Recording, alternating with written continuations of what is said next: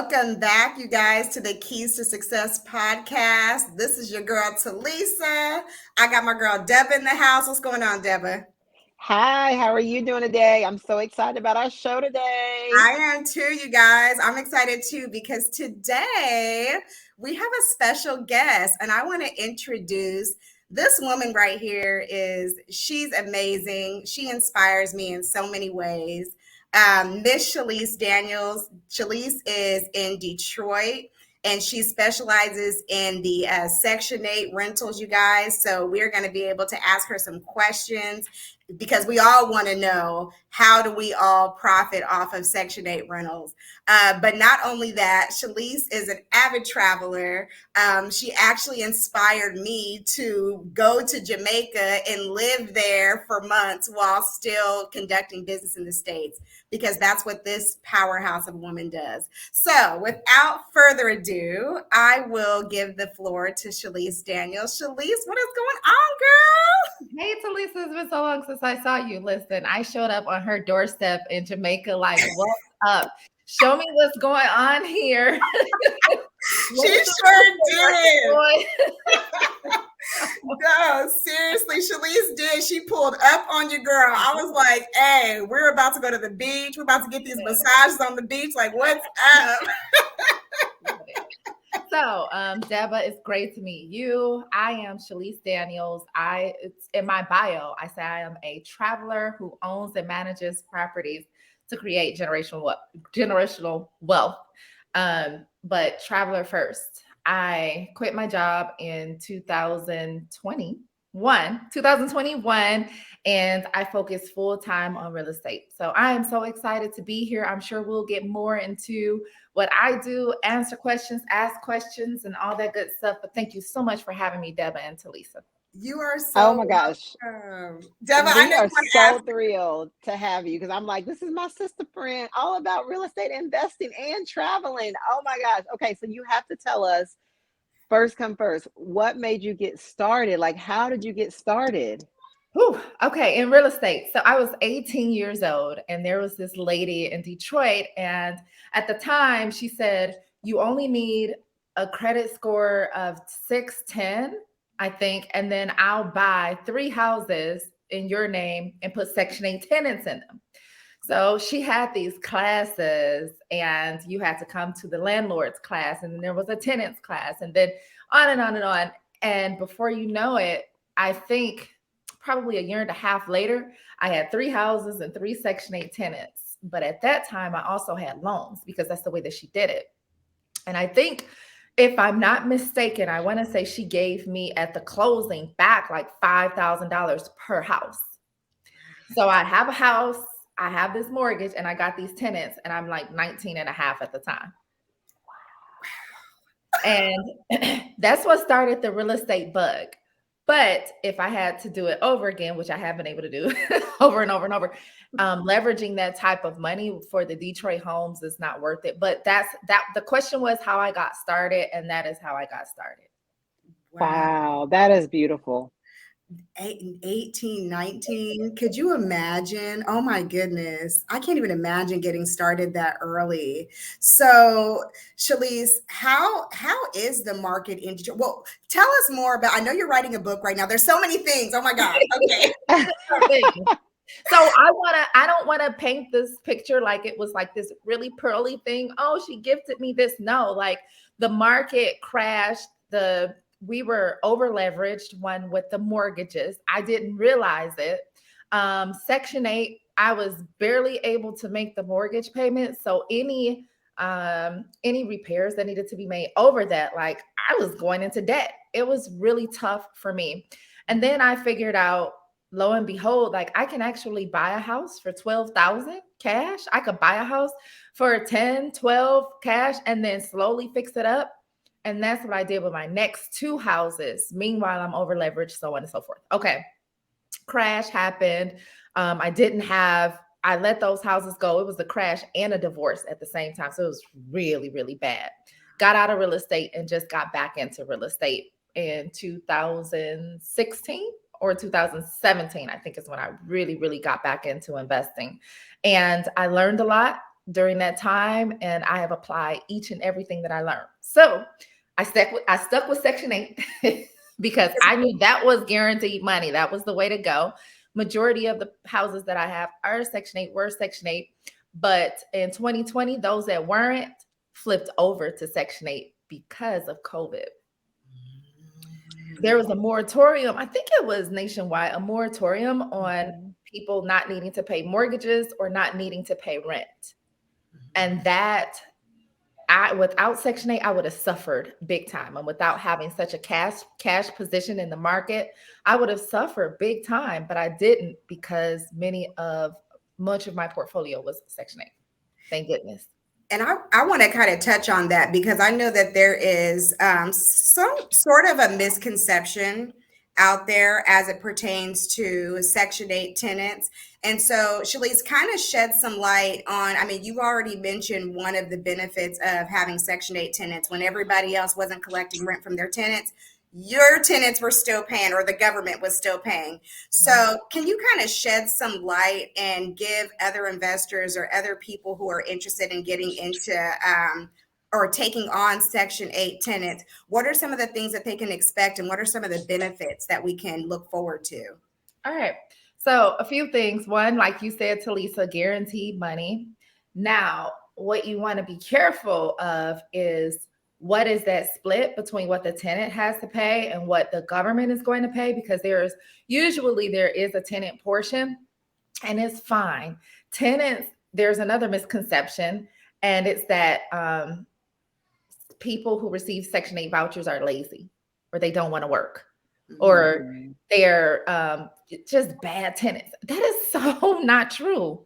Yes, you have people that run the gambit in anything that you do.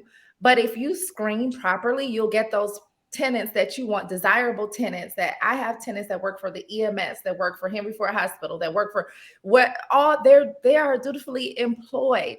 That it's sad to say about our economy that the wages are maybe not living wages so that they still qualify for Section 8. But some of my tenants are paying 80%, whereas other are paying 0%.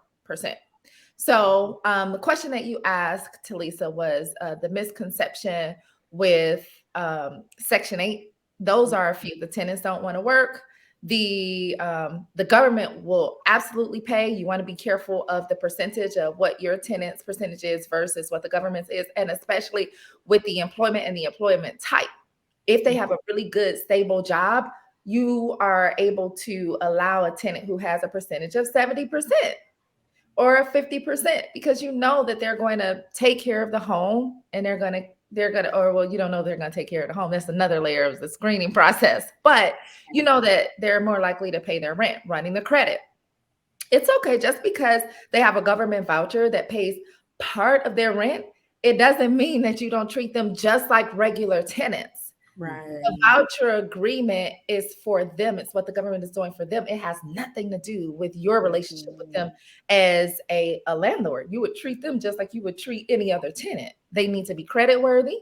They need to not have any evictions, no felonies, employed, so on and so forth. Okay. Oh, Deborah, do you have any questions for Shalece? Because I know I do, but I'll let you go. Yes. Okay. So I know you're in Detroit, and I know Section 8 is different states, different scenarios. So Section 8 here in Texas is more based on their voucher, how many bedroom vouchers they have. Mm-hmm. Is that the same in Detroit? Like if someone comes and they have a 3-bedroom voucher, they necessarily are looking for a 3-bedroom, not a 4-bedroom or a 2-bedroom? I love that question, Deborah, because as I've been researching for my book, what I found is it's the same across the HUD, which is federal, the Section 8 public housing agencies, the housing state development authorities, they all fall under HUD. And these vouchers are bedroom driven. So the more rooms, the more money. I have a formula, however, for it doesn't matter what market you're in. You can use my formula. Now you would tweak it to the market that you're in, but in order to get the type of cap rate that I have, that's the same as also. So a cap rate is just how much money did you pay for the property plus any improvements. That whole amount And then you're going to, so let that sit there. Then you're going to add up how much you get for rent per year. You're going to take that and divide the amount of rent that you get per year by the amount that you paid, and that percentage is the cap rate. So if I had to do some quick mental math, which I'm not good at mental math, so I have my calculator phone right here. But let's say my number for Detroit houses right now, because last year was different. My number for Detroit houses is 75,000.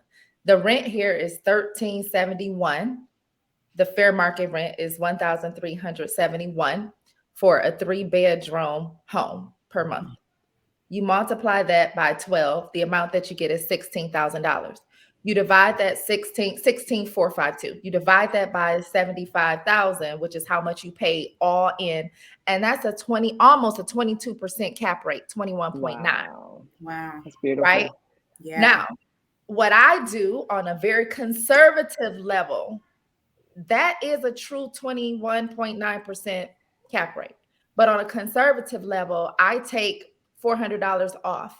I take it off for in case you have a mortgage. It's going to be a very small mortgage on a $75,000 mortgage, repairs, insurance, so on and so forth. So when I take that 1371 and $400, that gives me 971, right? 971 a month times 12 is 11,652. That's my net operating income, right? So then I take that NOI and I divide that by the 75,000, which is the all-in number, and that still gives me a 15.5% cap rate. Here's the thing. What stock can you consistently invest in that's going to give you a 15% payback? Yes, that's beautiful. You let me know. Yeah. Okay, another question. I'm so intrigued right now. So you're buying these properties in Detroit for 70,000.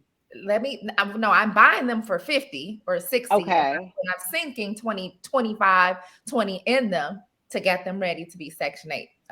Gotcha. And these are tell me a little bit about the specs of these houses. How many bedrooms, square feet? So Detroit is known for the 3-bedroom bungalow. 3-bedroom bungalow is somewhere between 900 and 1,200 square feet. Okay. It's brick, 900 to about 1,200 square feet brick. Usually has one bathroom. If it has a second, it's somewhere in a basement or maybe a lavatory in the basement. You still are going to get that 1371. Now, that's more of your base. That's where you start. If you have a 2-car garage, if you have air conditioning, and we're in Michigan, so air conditioning is not necessary or mandatory. If you provide the refrigerator, the cooking range, and the microwave, those all give you points in the system that help you ask for more money, even though the 3-bedroom voucher is 1371. Gotcha. That 3-bedroom voucher, by the way, has gone up for 2023 from 1371 to 1511. Wow. I know it sounds crazy, right? Wow. And you're still getting that house at 75,000 all in. Wow. I'm talking after rehab and so on and so forth. So that's why I like your markets, like your Indianapolis, your St. Louis, your Detroit, your Pittsburgh. Those are some markets that are still undervalued, and you can still find houses at those rates with Section 8 paying those fair market rates so that you can have the cap rates, the interest, the return on your money that I'm getting. Wow. How are you paying for them? Yeah, that was my next question. I'm like ready to just view. I'm ready. Here's what happened with me. Because I was able to flip and or wholesale for a little while, I am heavy cash positioned on a lot of the homes. However, let me be very clear. I have taken the time to build relationships with local banks, and those local banks will give me loans. I also have people that I've taught that get loans through either hard money and or private lending and or banks, their own funding that they may have where they're from, where they live. So loans are not in Detroit, are not easy to come by, but I have built relationships and continue to build relationships so that you can get loans for those homes at the $75,000 mark. Part Gotcha. B, part B, you can go up a very little bit to $100,000 house, cut your cap rate a little bit, and be loan worthy like that. Gotcha. Yeah. Okay. I like that. That's really Yeah, great. too. So, Shalece, for somebody who wants to start investing in the Detroit market, they don't have a lot of cash. What do you advise them to do? Start asking for money from the banks. That's the first thing that you want to do. You want to find out, okay, what local bank is there? What bank is lending? What bank is lending to people who are investing in the neighborhoods and the communities and taking some of these blighted properties from blight to flourishing homes and neighborhoods? Who's doing these things? And there are a few community banks that back people that come into the community, investors that come into the community and do that, but you have to have a track record for them. If Mhm. not, you need to have your own financing. This is not an easy or get rich quick scheme or scam. You have to come strong with a strong background and know what you're doing, because there are too many these blighted properties somebody owned and they didn't care Mhm. about and they left. They came to Detroit, they got what they wanted, and they booked. So Mhm. we're very sensitive about who we allow through loans. If you come in your cash position, that's a little different, right? Put your money where your mouth is. You say you're going to do this for the community. Okay, well, let me see. You need to first bring your money. I guess that's what the banks are thinking. I'm not sure, but not easy to be credit worthy for Detroit banks, not even for residents. Wow. Right. So, for somebody who doesn't necessarily have the best credit score, then would they be better doing like a hard money loan They or would. They private would be lending?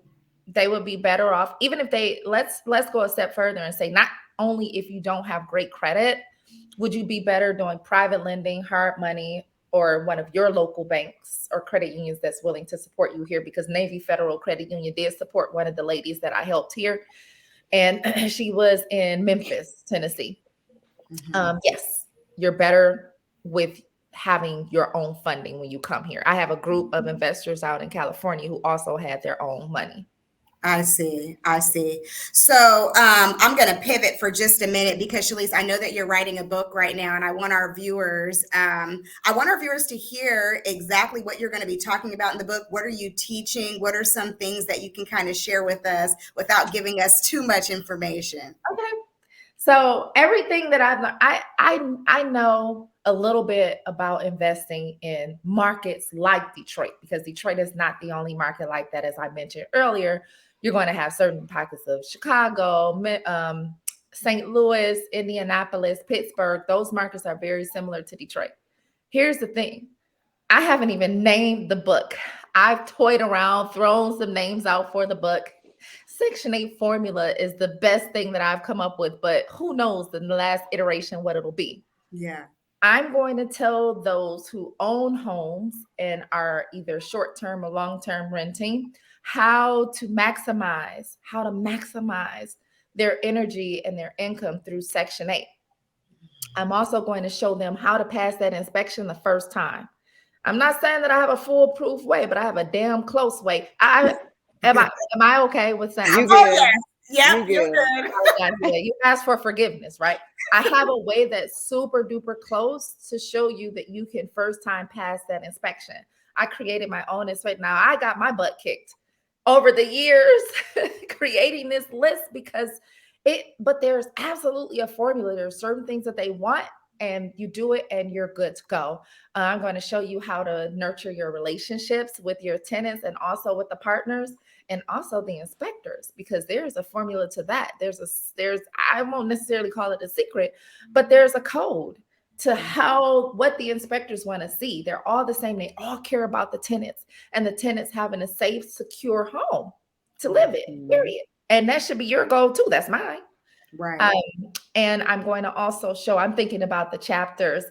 Nurturing the relationships, I think, is the biggest piece, because you got to retain your tenants. I was just talking about that today on one of my stories. Tenant retention is supreme, because the amount of money that it costs for your property to sit there empty, and also for just the normal tenant return is not worth it. And So upgrade the kitchen or the bathroom, keep the tenant, call it a day, keep going. Here yeah. is another key to investing in markets like Detroit. Unfortunately, labor is cheap. Fortunately for us, those who are investing, unfortunately for those who might be in this market, labor is cheap. I know that to rehab a house in Detroit, to put 15K in there, it's gonna look like you just spent 80 with father and sons, right? That's Wow. that's the type of labor that we have in this market. So I'm spilling the beans on all that. The rehabs, the how to nurture the tenant, how to screen the tenant, my lease, I'm giving it away. I'm giving away my rehab checklist. I'm giving away my inspection checklist. Um, Wow. yeah, I'm doing a lot. Wow. And Wow. when will the book be ready? So that is, I had a date of an internal date of October 25th. I am on the finishing stages right now of polishing up my chapters, but I don't think it's going to be edited by October 25th. So I don't know. Look, it's hot. You guys are getting the information just like me. I wish I had it all together, but I don't. I'm just a normal, regular old person.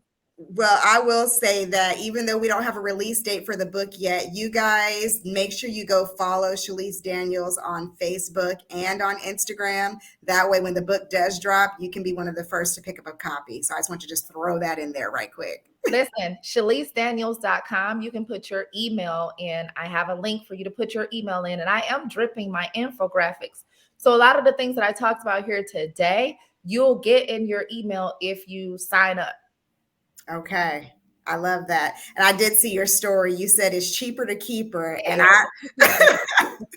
Deb, I know that you can relate to that. It's sometimes just cheaper to just keep the tenant. And like Shalece was saying, find ways to keep them there by making them happy. So Shalece, what are some of the things that you do in order to keep your tenants more long-term? Okay. So for one of the very first things is ask them what they want. Everybody wants something different. You will be so surprised. Like, so one tenant told me, like, listen, I need new cabinets. Okay, fine. New cabinets. I was gonna have to do that anyway if you moved out. Easy peasy. another tenant, another tenant told me she wanted some planters and some flowers and some walkway lights, $25 on Amazon. You got it. Wow. On top of that, I'm gonna give you a new tenant move-in kit. I know I gave it to you a few years ago. We're gonna give you some flashlights, some door bangers. We're gonna get you together. And it's fine. It's a part of nurturing that relationship. Yeah. Wow. Those are some really good tips. Okay, so I'm dying to hear what is in your new tenant kit. What Ooh, is in that okay. kit? So screwdrivers, one, okay, we have this video. I'll tell you about the screening process. This is something that's also in the book and on an infographic that I have ready. We have this new tenant. It's called Whose Responsibility Is It quiz, right? So before we approve you to live in one of our houses, you need to score 80% on the Whose Responsibility Is It quiz. I need that. Right. Listen, you got to sign up on you got to sign up so you can get it. Whose responsibility is it? So what we tell them is, if it's a doorknob that's loose, take this screwdriver that's in this new tenant package and tighten it up. The glazed bathtubs, one of the main things that we get on the Section 8 deficiency annual inspections, are glazed bathtub. It's because they're using very abrasive cleansers. I was taught to use Ajax or Comet as a kid, so I'm sure they were taught to use the same thing. Not anymore. Use some good old-fashioned dishwashing liquid or some soft scrub, and we give that to them, the soft scrub and the sponge. We give them the door. We put them behind the door. There's this little white plate that you can get from the dollar store. We make sure that they have a few of those, and we put them behind each of the doors and paint them the same color that the house is. But things happen. We also give them a flashlights, batteries, because of the smoke detectors and the carbon monoxide detectors. Very, very important. And the video tells them everything that they need to do. I give them some Scotch tape, because it doesn't matter. We have these little Venetian blinds that we put in all the homes. Mm-hmm. The kids, the dog, and we don't allow dogs, but I may get to that later. I'll tell you. The guests, they, instead of raising the blinds up with one hand, they're gonna peek through them. Yep. It looks bad when you ride past the house and you see the blinds broken and caved in here and there. One little piece of scotch tape. So we give them one little piece of scotch tape so they can tape that up, but it's also in the video and it's something that they have to pass 80% on the whose responsibility is it anyway quiz, right? We also, I give them baking soda and peroxide and some vinegar. Here's why. You want to unclog a sink. You want to keep your drains running smoothly.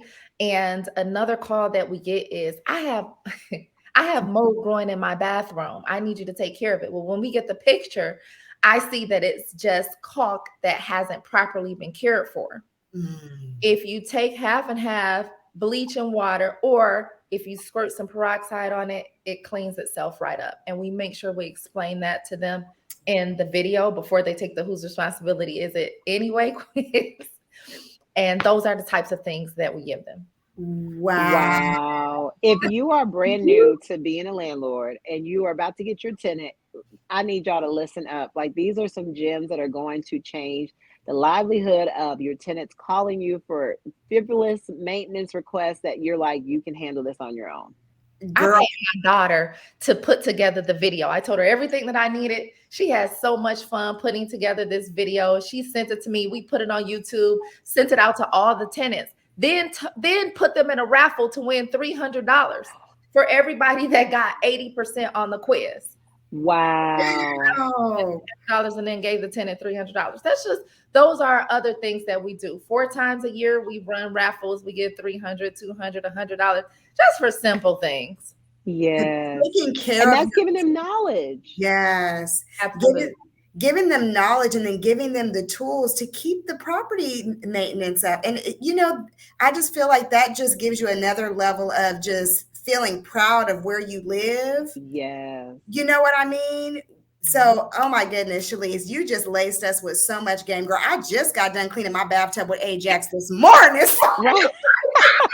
Dog scrub or some old-fashioned dishwashing liquid with a rag.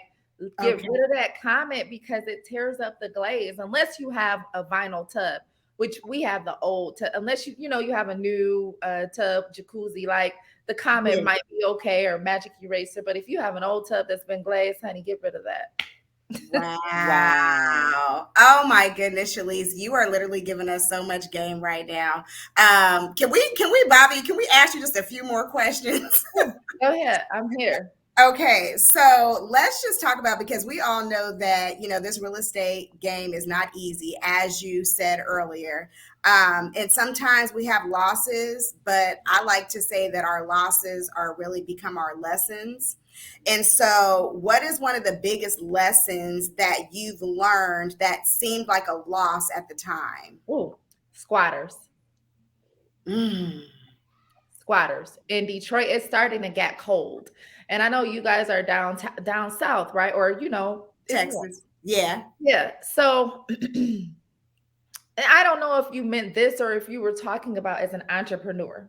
I'm not sure. Just in general, Comes, whatever. yeah. Squatters, baby. Let me tell you. I was told by my attorney, who it's more advantageous for him, right? If we go through the court system to get a squatter out. The Detroit police, God, I'm like, whoo, Black Lives Matter and my Detroit police matters. I'm all everybody. So here's the deal. Squatters do not have rights in Michigan. They don't have them in Detroit. I don't know about the rest of Michigan, but squatters ain't got no rights in Detroit, because let me tell you, I used to take them through the court system, the squatters, but as soon as you send them an eviction notice, guess what? You legitimize them. You legitimize their residency. So you call the police if you realize that someone is living in your home that shouldn't be living there, and then the police will ask them to wrap it up and get out. Wow. So when you went the first time this happened, you did go through the court system, and what happened? What? The first, second, third, fourth, fifth time, it took 9 months to get them out. Wow. And then I learned, I went to first, and here's the other thing, partner with your police stations, wherever you have a house. The first thing you need to do is go introduce yourself to the police and let them know that you're partnering. What resources do they have, so on and so forth, wherever you are. I don't care where you're investing. Wow. Oh my That's a goodness. good tip. That's a good Yeah. tip because they can give you tools and give you resources of different opportunities that they do have. Yeah. And then when you do call them, they're going to be on your side. Like you just said, you're cool with with the Detroit police. Hey, I'm Yeah. good. We're good. It's all about nurturing the relationships, not just the tenant relationships, nurturing the community relationships. You got it. Yeah, you Wow. got to care. If you care where you invest, you need to care. I care. Right. I'm raised, educated, loved, lived in my city. I care about Detroit. Yeah. Oh, that's beautiful. That's beautiful. Deba, did you want to ask Shalece? So my biggest question is, let's talk about how you reach out to the city, how you reach out to the police officers. Okay. What is that normal conversation should be? We have new landlords that are listening and they're like, well, Oh, do I cool. just Okay. call 911? Who do I contact? So, all right, if you're a remote investor, you're going to need a representative to reach out for you because it's highly likely that calling is not really going to work.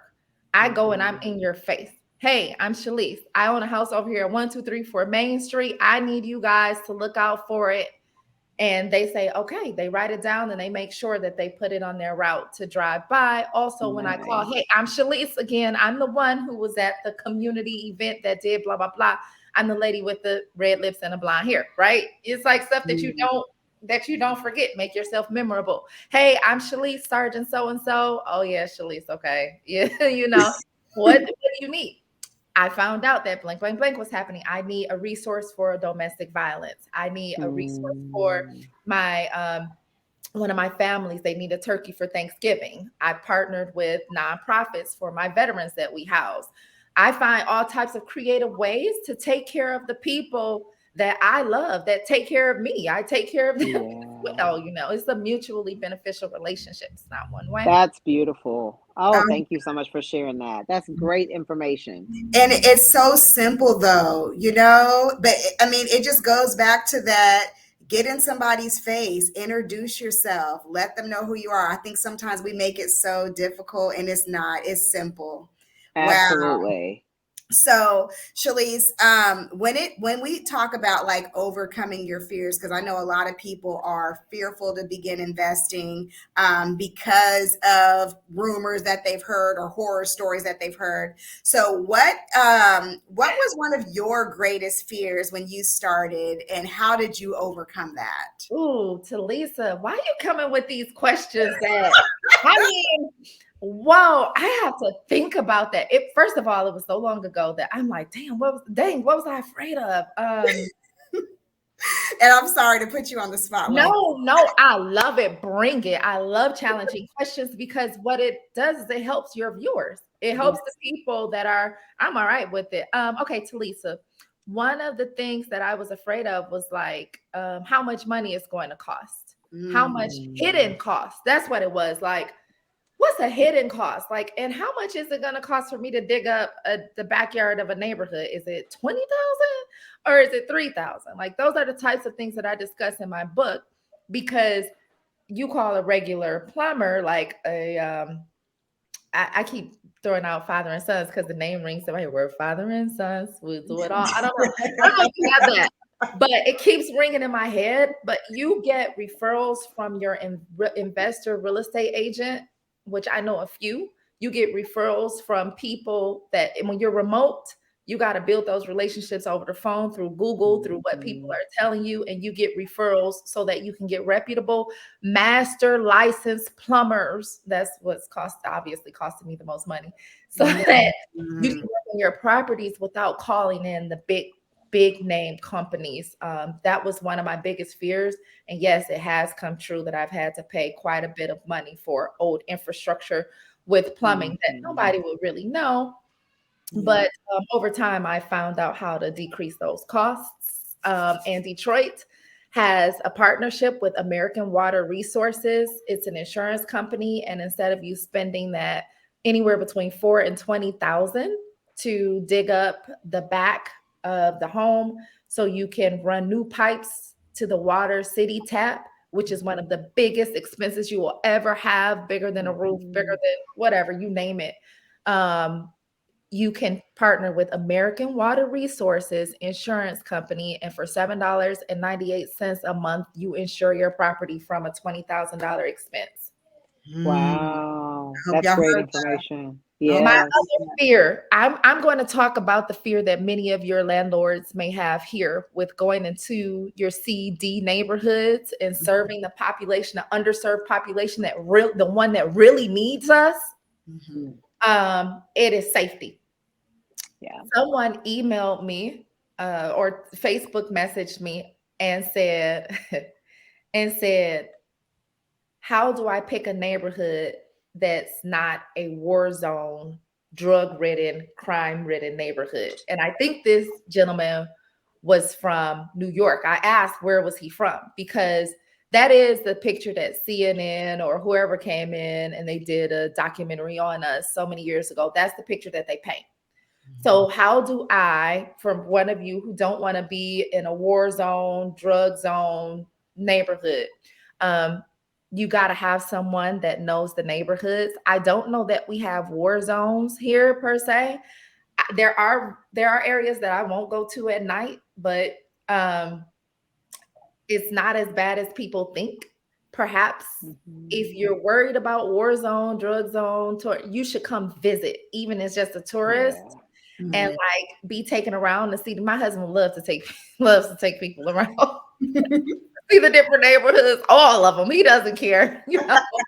But but but perhaps spend a little bit of time before you invest so that you'll know where your dollars are going and what you're doing for the community and what the community is doing for you. Mhm. It Mhm. might be valuable, so that you can see what others may have painted as war zone may not be exactly what Yeah. you think it is. Yeah. That's beautiful. That's the really great information because a lot of people do feel like, and unfortunately, with those C and D neighborhoods, that's where you get a lot of your cash flow. As you start going to like the A and B, you're really hustling for appreciation That's compared to it. the cash flow. So I And I, in I love Detroit, it. sorry, Deb, but in Detroit, even in the A and B neighborhoods, it ain't gonna appreciate that much. We're in Detroit, in the outer area. We're all appreciating the Yeah, same. Just because you buy a house in Bloomfield Township and you buy one in Detroit, is it gonna appreciate a little faster? Sure. But we all gonna be at that 6%, which is still higher than appreciation in other areas. yes, Year over year is like your average appreciation. We're all still gonna be running neck to neck. that's true. Right. That's true. So you might as well cash flow and get Hey, after the money Right. monthly. That's what I would be thinking. Like, let and me get help all my serve coins. the population that are most in Yes. need. Yeah. Yes. And those are the ones that are going to appreciate and love the fact that you are caring and giving extra to give them and giving them different resources in the community. I love it.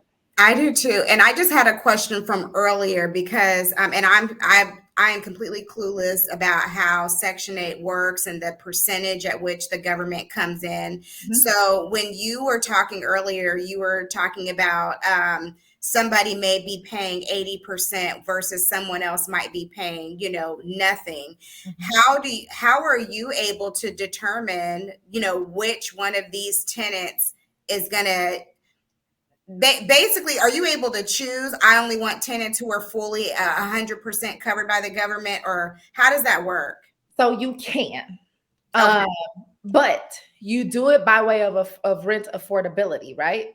If I'm talking to a regular tenant, Tina, let's call her Tina. Tina, the tenant, is my rent is $1,500. Well, Tina needs to make 3 times 1,500 to buy my house to Mm, rent my house. Hmm. So if my Section 8 tenant is, let's just say Alonzo, if Alonzo is coming and Alonzo's portion of the 1,500 is 750. Alonzo needs to make 3 times the 750 in order to afford my home. Mm. You know, so the rent is 1,500. Alonzo is responsible for 750. He needs to make at least, you know, my mental math ain't there. Yeah. I Okay. can get some money, but yeah, Yes. 2,100. 2,100. Yep. 2,100. But he needs to make it 2,100 is 2,250. Okay. Okay. Okay. I have a question I mean, for you. that's very Thinking of, important. yeah, and so I have a random question. Thinking of limiting beliefs, talk to us about what limiting beliefs that you had to overcome to now be at a place where you're making money every month, but then you on that plane and you are out and traveling and living the dream. It's not possible for me. Who am I to think that I can do Mm. that? I don't deserve that. Who am I? Mm. That's not my life. That's her life. Like they grew up different than me. They didn't grow up in the C and D neighborhoods of Detroit like I did. They're different. I'm different. I don't deserve. So the way that I overcame, which I think is even more important than actually knowing my limiting belief, the way that I overcame that limiting belief was by just writing down what I want. And I can't remember if it came from The Secret or The Power or, you know, the Life Coach School or Abraham Hicks. I don't remember where I got that from, but it was like, hey, your life is a catalog. Write down exactly what you want and believe it. So I was like, okay, I want this. But here's the funny thing. You can only want what you've seen or have had access to. Come Be it on. media, social media, it doesn't matter. Like I have to have seen that like a normal person would actually be able to. I want you to be transparent. Keep it real. A Keep it normal ass real. person. From the east side of Detroit would be able to pick up everything, having kids and a husband. Talisa, you did it too. Having kids and a husband and go live in the tropics as long as she damn well pleases.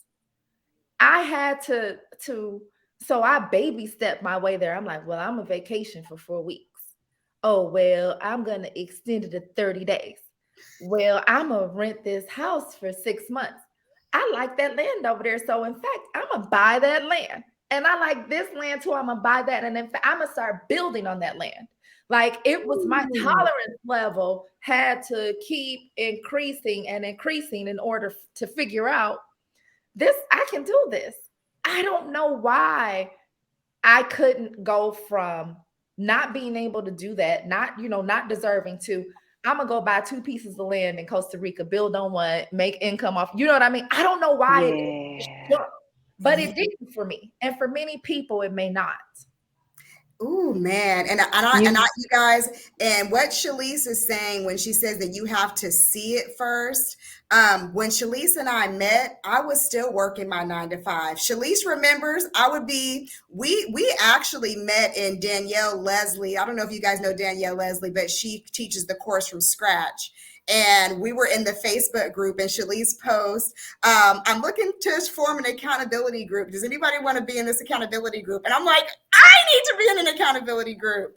And so we started having like these weekly meetings on Wednesdays on Teams. And I was there in my office working as director of accounting, shutting my door between 11 and 12 so I could have my group accountability meeting. But Shalece would be on there and she'd be in Costa Rica. I'm like, you say like, but I'm like, you're just in Costa Rica. The ocean is like just a couple of feet from where you are, and I'm sitting here in this school district looking crazy. I know. So let me tell you. Okay, let me tell you. Every time we would come to the accountability call, while I might be smelling like salt water, Talisa will be like, I did this and I did this, and look at my website. I did that in 2 hours last night, and I did this. I was like, damn, how is she so productive? How does this happen? This ocean be calling me, y'all. This right.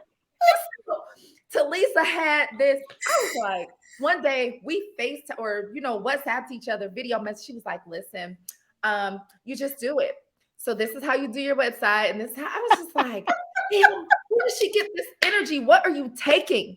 What pill does she have? What is she doing? Because like from week to week, it was leaps and bounds. Like to Lisa, I was just like, shit, she's carrying this whole damn group.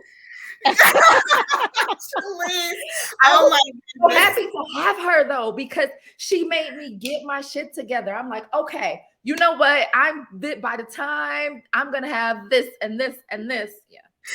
Oh my, but you know what? That's so funny how we can really just learn from each other and feed off of each other, because I promise you, it was not too long after seeing Shalece in Costa Rica living her best life that I decided it's time for me to go to Jamaica. Like I just can't take it anymore. I just got to stay for a couple months. And so, I think that's why it's so important to have people in your circle, in your inner circle, who have different skill sets and different strengths and just different experiences than you, because then you can look at your sister and say, damn, if Shalece did that, I know I can do that. Damn, if Talisa did that, I know I can do that. If Deb did that, I know I can do that. And so having yourself surrounded by the people who are doing the things, I mean, this is what it looks like right here, you guys. And that's exposure. Like, think about Yeah. the exposure Shalece just talked about. You have to be able to see it to know to write it down, So in order to see it, you got to be exposed to people that think differently, that may look differently, that are willing to go and push you to the next level. And I mean, this is right now in this group of three of us, this is like a great mastermind. I'm learning so much of so many things that I can pull from this. Like, just do it. Like, why not? Why not you? I think I don't know. I don't know what happened that made me just say go, like do it. It was this guy on the beach. He was like, I was like, yeah, but I can't do what y'all are doing. When I was in Costa Rica, I was like, I can't do it. He was like, why not? I was like, well, I don't know. He was like, why not? Meanwhile, I'm sitting at my conservative ass desk in my conservative ass shirt with my conservative ass chair. One day I'm gonna show you this chair. It's like got the grandfather buttons down. It don't even swivel, right? I'm sitting and I'm like, this is not normal. Like, I was the hawk. I broke out like, I gotta get out of here. I was like, let's go. I'm doing it. I flew home on January. I went to Costa Rica, I think, on December 6th. I flew home on January 7th. And I think folks were scaling the side of the White House. I said, let me get my ass out of here. January 9th, I got a flight back to Costa Rica and an Airbnb booked for 30 days. I said, no, I won't. Y'all can have that crazy shit. I will not I choose not to participate in the middle of this. I don't know what's going to happen or how it's going to happen. I'm at exit. Where do I exit? Where is the nearest exit? I promise you, Shalece, when the day we got back from Jamaica, we're driving and we passing the freeway and there's all these Trump supporters on top of the freeway screaming, F Biden! Da-da-da. And I'm just like, oh, we're back in America. Great. Yeah. Back in America. Real. Welcome home. Texas. Welcome home. Wow. And you know, in Jamaica, I mean, everybody Black. So you don't even like race and discrimination and all that. You don't think about it. You don't think about it. You just, it's not. I mean, they got their issues. Don't get me wrong. This ain't my podcast, but how freeing was that for you, Talisa? Oh my God. Oh my gosh. You have no idea. My kids have never experienced that before. Just not having to talk about race and discrimination. And there was just no conversation about it. It was just so light. I was able to actually focus my mind on something other than what's going on here in America and how we're being treated on a day-to-day. But one thing that I can say though is that although I do want to go back, being here, seeing my people oppressed, seeing my people still not creating generational wealth, I have an assignment here. I have an assignment here, but home is going to be Jamaica. That's going to be my home base, but I will continue to do what I need to do here in order to bring my people and elevate them so that they can go to Jamaica or Africa or Costa Rica or wherever they like. You feel me? Yes. Yeah. That was So a word, yeah, Talisa. it's praying. So, you guys, I know that we've been on this for, oh my God, almost an hour. But I just want to just give the people one more thing. Shalece, if there's something that you can tell people who are trying to get into this business, into entrepreneurship, into real estate investing, what is something that you can give them that can give them hope and give them the kind of push to get started that you wish that somebody would have given you back when you first started? Okay. To start. Oh, so eat the frog first. Like, just do that shit. First thing in the morning, the first thing you do before you like do the work thing, like and answer that email because your boss is mad at you or somebody misunderstood something. So before you say like per my last email, because that's the juicy stuff that like gets you judged up. Like, I know Sabrina did not just send me another email. We already know. No, Sabrina can wait. What you have to do is for your future self, like just do the first thing. I'm reading a book called, and I don't think I put this on my story and I should have, The Next Five Moves, Your Next Five Moves by Patrick Bet something. Patrick, his name is hyphenated. And this guy has so much energy. He kind of reminds me of Tony Robbins a little bit, blah, blah, blah, blah. But you gotta do like one small thing. Then that one small thing is done. You looking around like, well, what's the next thing? You know, like whether it be Yes. a website, create a Facebook group, talk about like write down what it is that you want. You got a passion. It's something. And responding to Sabrina's dumbass email ain't it. So Right. you gotta do the first thing. And you got to support her. If don't nobody else support you, your mama will. So call her. Okay. Support her. Get your ride or die and do that one thing, then do the next thing, do the next thing, like every day, one little thing. And it could be like researching what email platform you're going to use. The next day, you might say, hey, I'm going to create this Gmail account. The following day, you might say, hey, I'm going to reach out to Sandy, who we talked about making jewelry before, and find out what type of jewelry she wants made. The next day, you're going to do you just one thing. Yeah. Oh, man, that is so true, you guys. Literally just one thing. I think that over this last 3 weeks, I started off in my journal writing down, I need to create my lead magnet, just a small little something that's going to draw people into what I have to offer. That was 3 weeks ago. To now, I'm talking to my person who's helping me automate everything. And we're talking about automation. It's like if I go back 3 weeks ago and look at my journal, every single day I did something small to where now I'm almost completely automated and people are going to be able to just click a button and it's going to just do everything it needs to do. Debbie, you're already there. But so it's wait, just, we need to talk because I have a lady I was going to get with her in March. She is from Detroit. She no longer lives here. But we need to definitely talk because I need your resource there, please. girl, you already know I got you. Yes. Like we need to get on another mastermind. This is a great mastermind of just iron sharpens iron. Oh my gosh. This is great. It is. Well, I just want to say, Shalece, thank you so much for joining the podcast. And I have to say, with such short notice, you are really just so inspiring and you're just amazing to listen to. I'm so inspired by your story and I know that you're about to kill it. I'm just excited to see where you're going to be at in like the next year or so because Thank you. Well, I'm gonna tell y'all then, since you're excited, I'm gonna let you know. So here's the thing.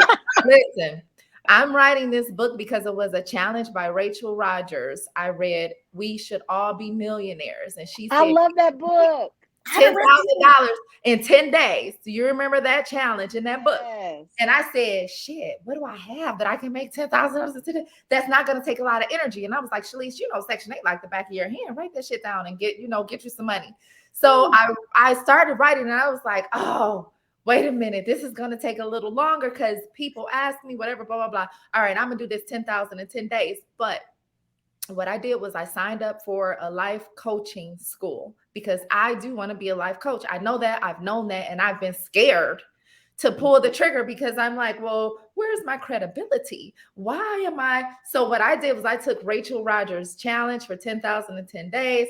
And I'm actually going to take that money that I make and pay for my certification for my life coach school. But it's 18. Oh, that's beautiful. That's Right? beautiful. And that's what I'm going to be doing. In a year from now, I'm gonna have my ass in somebody's sand, and I'm gonna be coaching somebody the same damn thing because I am not special or unique. Yes, that is Oh, so beautiful. Oh my goodness. this is so good. This is so good. Y'all, look out. Look out. Shalece Daniels, Deborah Douglas, Talisa Stubbs. Y'all better look out because we Look out. coming. We coming and we gonna bring y'all with us. Right, right. Listen, there's room. There is so much room because there's an abundance. There's an abundance. Yes. This has been such an amazing podcast. Like I said, thank you guys so much. If you guys have any questions for Shalece, she gave you guys her email, shalecedaniels.com. Is that correct? That's it. If you want to email me, it's contact@shalecedaniels.com. But go get on the email list. It's in there, shalecedaniels.com. Put your email in. Shalece, SHALECE, Daniels, like Jack Daniels. You know what it is, .com. And you know what? When we do get this episode up and loaded, I'm going to see if I can just embed that link in there so people can go ahead and click on it. That way you guys can reach out. But we appreciate you guys being here. Thank you for joining us on another episode of Keys to Success, our real estate investing journey. I hope that you guys are able to learn something today. And as always, we love you and we will see you next time. Bye. Bye.